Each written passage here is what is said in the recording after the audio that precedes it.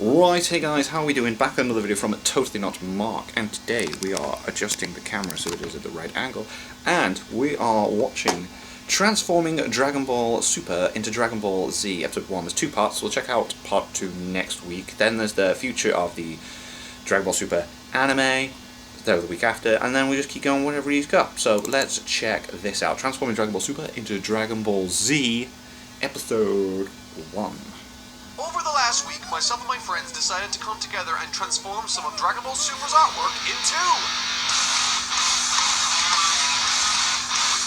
Dragon Ball Z. Sick. An art style that's captured the hearts and minds of an entire generation. This is going to be interesting. Art style changes over time. Trends develop, and the evolution of technologies offer new approaches yes. never before. Broly looked amazing. Eiichiro Oda's modern works look wildly different from his earlier days, and Akira Toriyama's style has majorly shifted, a minimum of 3 times over the past 3 decades, look at that. with a bunch of subtle changes hidden in the midst of it all. And so, as a result of that change, Dragon Ball's anime was adapted accordingly. In fact, it had arguably seen even more drastic changes due to the numerous character designers, color designers, and compositing choices the series has implemented over the passing decades as they tried to bring to life Akira Toriyama's ever-changing designs. Dragon Ball Z and Dragon Ball Super showcase a pretty major difference in approach, despite sharing so many staff, so focusing on these two shows seems to make the most sense to me. However, before we dive into the drawing, I'm gonna need some help with this video. Cool.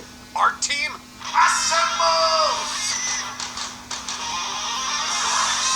Who we got? First on this journey of DBZ-ifying the Super Series DBZ-ifying AJ. On top of being a terrific artist in his own right, there are few that can match his knowledge of the industry, and he's a whiz with Photoshop, which will be invaluable very handy. during this Very video, handy. as you'll soon come to see. Next up is Editor-san. He's our support player. He's another amazing artist, and in addition to editing this entire video for us, will be providing his own corrections to our work, as well as some artwork of his own. Cool. Finally, our heavy hitter, Trev. I don't think I know a single person on the planet that knows how to draw Dragon Ball better than this guy. His knowledge of the various styles and shading principles proved to be crucial in the production of this video. And so, now that we're familiar with the team, it's time to start drawing. Let's get into it. First up, this is cool. me! Alright. Effectively, throughout this video, we'll be redrawing frames from Super in the style of Dragon Ball Z's best, while I, hopefully, do a good job of explaining how the production and stylistic approaches have transformed over the past few decades. Cool. And boy, do I have my hands full with this one. This still is taken from the Battle of Gods portion of the story, and as seen in it, Trunks and Goten stand front and center as little blobby babies. I chose this one to tackle first, specifically because, like many of you, something that's really bothered me about Super's modern design approach has been, well, they look about 5 and 6 years old, when in reality they should be about 11 and 12 respectively. Right, yeah, they look too young. But instead, they look younger than they were 4 years in the past during the Buu arc. And so, using Gohan's training with Goku in the chamber and the future Trunks special as reference, I started the difficult process of aging up the 2 young types into the almost teenagers they should be. What would they actually look like? To be perfectly honest, of all the drawings I did for this video, this was by far the most difficult. Of the 2, I found Trunks the easiest, as he already had an aged up design around this age, but the closest thing I could find to an 11-year-old Goten was his brother Gohan from Dragon Ball Z, or Goten himself at the end of Z. And in the end, I settled on a combination of the 2. I kept the clothes the same, which meant Goten looked like and Trunks looked like a mechanic, which I suppose is kind of fitting. And okay, now I suppose it is with the way Bulma is. Right now we have a drawing in the style of Dragon Ball Z, That's cool. but the image looks too clean to be from the 90s, and AJ, time to work your magic with Photoshop. Sweet. Apply DBZ time travel filter now. Yay. Whoa. There you have it. That looks class. Looking recreation of a super still in the style and presentation format of Dragon Ball That's Z. really good. That's really cool. It's Trev. This was one I was particularly excited for, and in typical Trev fashion has exceeded my expectations. Akira Toriyama's designs have changed considerably over the years, and not just between DBZ and Super. Piccolo's first appearance in the 23rd Tenkaichi Budokai stands in stark contrast with Piccolo himself. Yeah, he looks so different, Saga. And with Gohan, the same is true. Numerous characters newly introduced to the series are on the skinnier side, which was most definitely not the case with Z. Yeah, in not the at all, process, Gohan ended up losing some muscle mass, and although narratively you can justify it in the film, there's still a number of design elements that need changing. This is Throughout looking the good. process, Trev's mission was to bring back more refined muscle shapes, angular line work, and the layered shading that defined much of the Buu saga. So far, it's looking amazing, and now all we have to do is apply the magical chains of filters, and... Yo! This looks like it could have come come out during the 90s. It does, that looks no sick. time to stop and admire. We're already moving on to the next Yo, drawing. this is so good. And the artist tackling that one is... AJ. Oh, it's me again. Alright, On okay. the illustrations I contributed and worked on during this video, I think this is the one that turned out the absolute best. The purpose of this video, of course, isn't to point out bad artwork and so Yeah, the it's majority to make of these the drawings, comparison. the illustrations themselves are very faithful to the model sheets and pretty competent overall. The purpose of this video instead is simply to highlight how different approaches through color and design philosophies impact the creation of a series, along with more technical elements we'll touch on later. Frost was a character I knew was begging for this specific treatment. Because he's part of Frieza's race, the reference is already there. Yeah, you got it. By the way, the drawings in Super don't look this way because the artist can't draw. It's specifically because they are following design sheets that yield this sort of output. Cool. Attempting to emulate Toriyama's shift in style, Tadayoshi Yamamuro began to adjust his designs from the old days in pretty major ways. Some parts are more angular, some are sharper, but it all totals This up is to looking a good. drastically Whoa. different look compared to Z. I changed everything on this drawing from the eyes to the shading, making it all appear more muscular, helped plenty by three-tone shading. And to achieve the final color we landed on for him, we actually just found an old animation cell and tweaked it in Photoshop until we got the blue color we wanted. But yeah, this is the end result. Now Time to add the fire. finishing touches with AJ's DBZ filter and... Yeah. We have it. Frost That's is drawn looking in classic style, cool. looking as though he was conceived of during the 90s. That's awesome. But no time to dwell on Frost, it's time for Hit next. Hit. And drawing him, we have... Trev, once more. Personally, I love Hit's design, and something you might have noticed at this point in the video is the textured effect we've added to all the final recreated shots. That's not just a quirky creative choice, it's art imitating life. Dragon Ball Z was shot on 16mm film, which adds a very loving the intense information we texture get to on this video at the same artwork, time. adding to the tangible feeling you get from Cell-era anime. It's one of many aspects that gives it that classic feel, but it's also a really cheap film stock typically associated with grungier looking films due to its grainy intensity, so there's a lot more grit to it compared to larger format 35mm. Dragon Ball Super, on the other hand, as many of you could have guessed, is colored digitally and put together using Adobe After Effects, creating this 100% clean-cut look without additional processing. Many people like this, but personally, I think it often looks quite flat in comparison. It can, when Super's director changed from the Universe Survival Yo, this is onward, looking sick. The replacement, Tatsuya Nagamine, saw fit to change this by adding an artificial grain layer to help add texture to the image, along with stronger contrast throughout. Although still clearly rocking a modern aesthetic, this helped evoke memories of an older era. Trev's hit here looks great, the line weight is varied, the aspect ratio is 4:3, and the colors are consistent with Kamehamehas used earlier in the series. Now all we have to do is add that film grain to the image and... presto! It really helps to elevate the piece looks by adding absolutely the final boss. touches. Up next, Trev again with Goku Kaioken Blue. Trev is all over this video with his amazing artwork, and this was one I was very excited to see. We're all familiar with Super Saiyan Blue Kaioken by now, but that was sourcing one the hell colors of a for this moment. one was quite challenging. Normally we'd scour the series and its movies for comparable color palettes to use, but there wasn't ever a combination of colors like this used in the series, particularly within auras. In Dragon Ball Z, auras were almost yellow. all hand-painted, with strong contrast values that kept the pictures underneath strongly visible. Although they are hand-drawn for Super Saiyan in Dragon Ball Super, they're digitally composited with very intense glowy blue.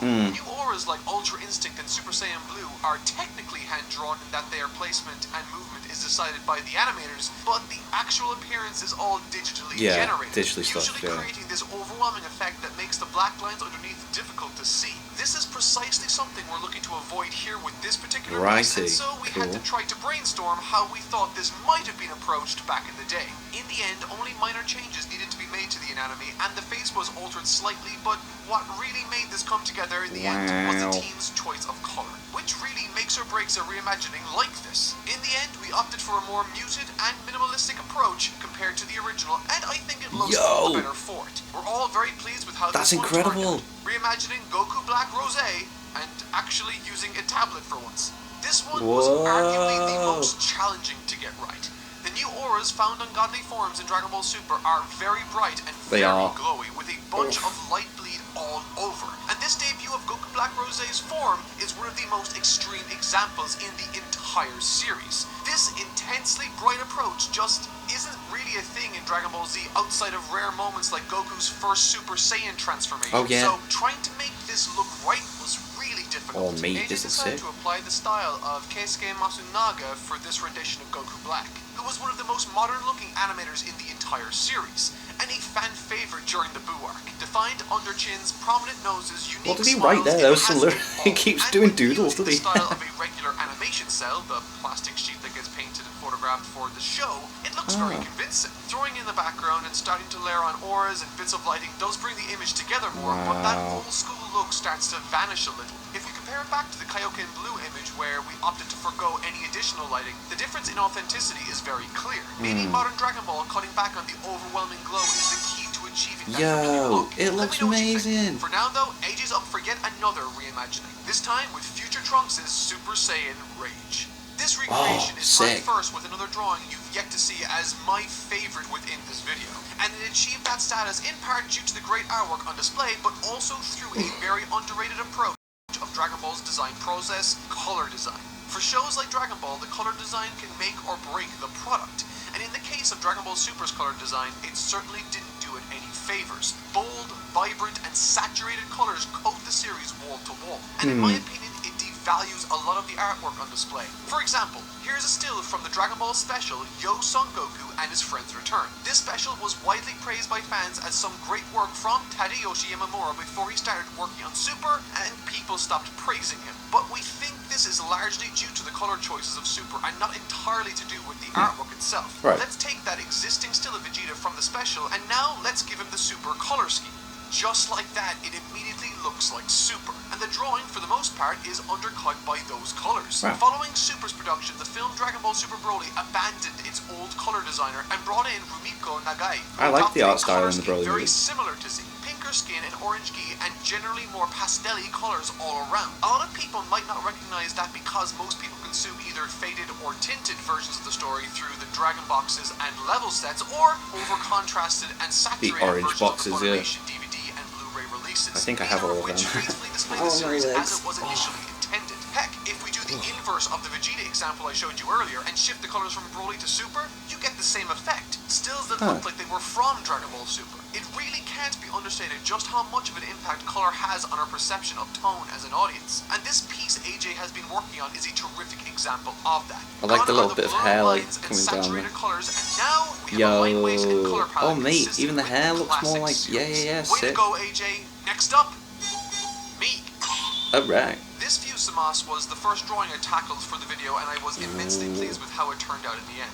Although it was rocky from time to time, thankfully I had a nice reference for some evil-looking Kai eyes in Z. If you cast your minds back to the Supreme Kai's very first scene in the series, he's depicted as this sly-looking individual. With his intentions as of yet in the series still unknown to us, he made for the perfect reference point for me to utilize, and I think I managed to achieve that. The hair was probably the biggest hurdle in the end, but I managed it thankfully due to its similarities to Goku's Super Saiyan hair. The aspect ratio of this era of Dragon this Ball looking meant that I sick. could show more of his halo and hair. On Right, the right. color front, I actually regret giving him 3-tone shading. For non-close-up shots like this, normally a third shading tone tends to take away from the final image, I think, with much of Z using only 2 tones when characters are depicted farther away. But in the end, I was happy with how it all turned out, specifically after the filters were Yo. applied. There you have it. If Zamasu had been conceived of during the 90s, maybe he would have looked a little like this. A little bit more Next up, intimidating. Editor-san with Caulifla. This is another classic scenario of Dragon Ball Super yielding very skinny new There we characters thanks to go. Toriyama's ever-changing art style. In the past, Saiyans were depicted as being savage, muscle-bound brutes, women Yep. included. And with this venture, we aim to beef up Caulifla to bring her more in line with the Saiyan women found in places Right, like sweet. the Bardock Sweet, sweet, special. sweet. In Dragon Ball Super, they had a tendency to draw newer characters with bigger heads and different muscle shapes, and so bringing everything together into one consistent design philosophy was a lot of fun. Personally, I find it very difficult to draw female Dragon Ball characters as they tend to require very different approaches to their male counterparts. Furthermore, characters that have less detail in the face are, for me, the most difficult to draw as they're so much more unforgiving. Do even one thing wrong and the entire piece is off. But in the end, with the right colors, the right line work, and the correct drawing philosophy, Caulifla is brought to life in a classic fashion. All we need is the filter, and there you have it. Classic Caulifla. Yeah, the eyes are a bit Now we move on to weird, the but final yeah, that drawing, does very and much taking us look home, we Z. have Trev tackling Ultra Instinct Goku. Oh, A tall sick. order for any artist.